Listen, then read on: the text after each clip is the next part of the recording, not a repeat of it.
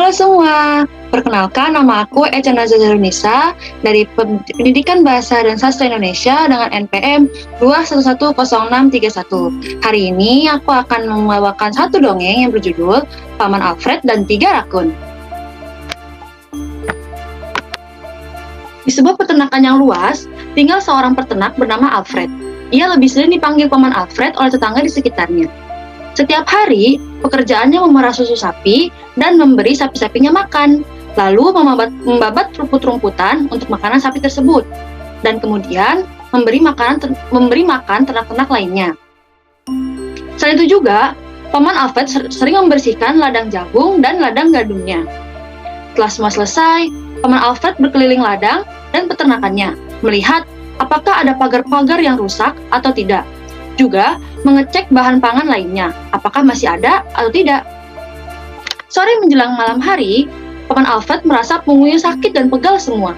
Paman Alfred sangat kelelahan setelah bekerja keras di siang hari. Setelah makan malam, ia segera tidur karena badannya sudah sangat lelah. Ia menghempaskan badannya di tempat tidurnya yang besar dan empuk. "Saya sangat lelah," keluhnya. Tidak lama kemudian, Paman Alfred tertidur pulas. Di tengah tidurnya, ia tiba-tiba terbangun karena mendengar ada suatu suara yang berisik dari atap lotengnya. Paman Alfred merasa terganggu tidurnya. Ia segera memakai sendal dan mengambil senter untuk melihat suara berisik apa di loteng. Paman Alfred berjalan menaiki tangga menuju atap lotengnya. Setelah buka pintu lotengnya, Paman Alfred sangat terkejut sampai hampir terjatuh ke belakang. Ia melihat 3 ekor rakun yang sedang bernyanyi. Dan suaranya itu keras dan kurang sedap untuk didengar. Karena Paman Alfred kesal, ia pun berteriak, "Diam!"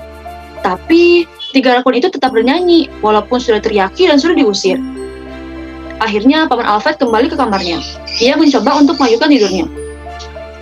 Besoknya, ia mengalami hal yang sama dengan kemarin. Paman Alfred akhirnya membeli racun pengusir rakun. Ketika malam hari, Paman Alfred kembali mendengar rakun-rakun tersebut bernyanyi. Rakun-rakun tersebut tidak mau menyentuh makanan yang diberikan Paman Alfred. Mereka tahu kalau makanan tersebut sudah diberi racun. Paman Alfred pun naik ke loteng. Ia terus berteriak, menyuruh rakun-rakun itu berhenti bernyanyi. Ia juga melempar rakun-rakun itu dengan sandalnya.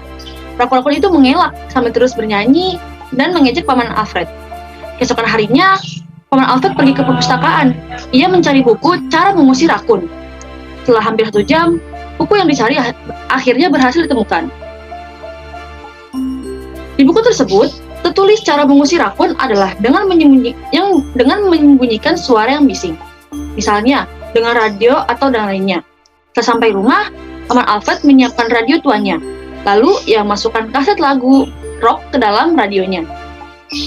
Malam harinya, ia masang radio tersebut di loteng. Lalu, ia mencoba untuk tidur. Tetapi, rasa penasaran membuat Paman Alfred ingin melihat keadaan di loteng. Ia kembali terkejut melihat rakun-rakun tersebut masih ada di loteng. Mereka bahkan tidak hanya menyanyi, mereka juga menari-nari mengikuti musik. Habis sudah kesabaran Paman Alfred. Mukanya menjadi merah karena kesal. Setelah mematikan radio, ia berteriak sekeras-kerasnya. "Diam!" teriak Paman Alfred. Setelah agak reda kekesalannya, Paman Alfred berkata, "Aku punya tawar untuk kalian. Bagaimana kalau kita tukar tempat?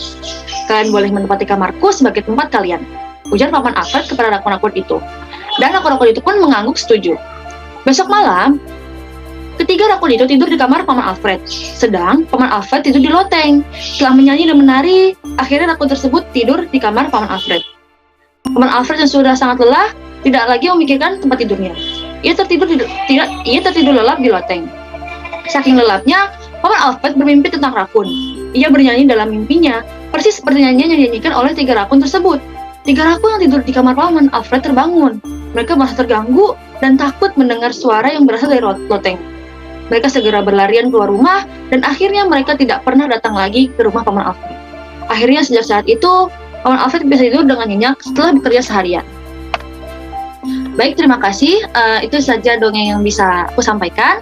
Terima kasih telah menonton.